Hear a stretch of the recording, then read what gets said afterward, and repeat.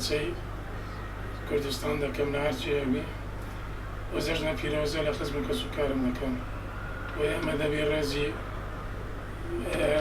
ئەو کەسانە بگرین کە دێن بۆ کوردستان کەمە بەوە مەشورێن کوردەکاندا ئەم ڕێزی میوانەکانیان گرتووە و هیوادارم ئاشتی بەرقرار بێ لە کوردستان.